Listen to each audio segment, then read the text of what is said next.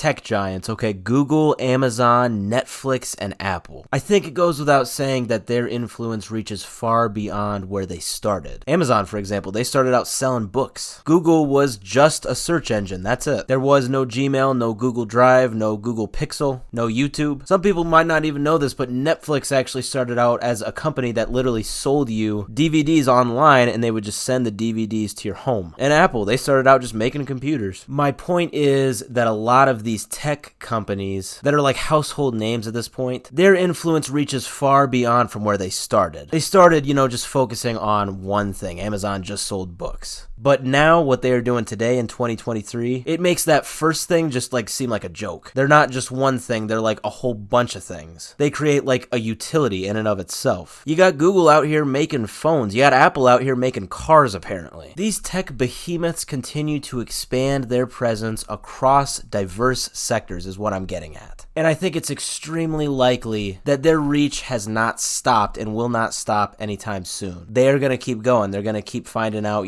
what they can get their hands on, what products they can create that they haven't been creating anything similar in any sort of relevant field before. Well, according to Shawn Layden, the former PlayStation chief, these big tech giants pose significant threats to the current gaming industry. That's right, Xbox, PlayStation, Nintendo, you guys gotta listen up, because I think what he is saying actually makes a lot of sense. Shawn Layden was formerly at the helm of Sony's Worldwide Studios group until 2019, and he has recently sounded the alarm about the imminent disruption, if you will, of the gaming industry by major tech corporations, mirroring the upheavals they have caused in other domains. Whether that be a good thing or a bad thing, that's really up to you. So Shawn Layden issued these warnings during the GamesIndustry Investment Summit, when he said that the likes of Google, Amazon, Netflix, and Apple are the barbarians at the gate. That is the quote that I'm really liking here. Yeah, they are the barbarians at the gate with ambitious plans for the gaming sphere. In other words, he's saying these four tech giants, they are about to pounce, specifically in the video game market. And we've actually already seen all four of these companies kind of dip their toes in the water in the gaming industry. But it sounds like they are seeing that the video game industry is the next industry that is kind of anyone's for the taking. And Shawn Layden is predicting that all four are going to be really taken over very soon. So he said, these companies wield substantial resources and they could pour significant investments into gaming, potentially leveraging their market dominance to squeeze out smaller independent game developers. He said, furthermore, they have the potential to reshape the very landscape of game creation and distribution, which may stifle creativity and innovation. So yeah, obviously Shawn Layden is not a fan of the idea, but he is definitely cautioning it, and I think it is definitely a healthy caution. Again, whether you think this is going to be terrible and detrimental to the market, or if you really don't care, that's kind of up to you. But as far as this idea of these four tech giants taking over the video game market, I actually do not think it's that much of a stretch to think that. Shawn Layden drew parallels with Netflix, the trailblazer in entertainment, offering a streaming platform that grants users access to an extensive catalog of movies and TV shows. And he speculated that Netflix could replicate this model in gaming, introducing a subscription service that provides access to a wide array of games, which, I mean, we already have right now with, Xbox and PlayStation, they already do that. And he is saying that a lot of these indie games will suffer with the immense competition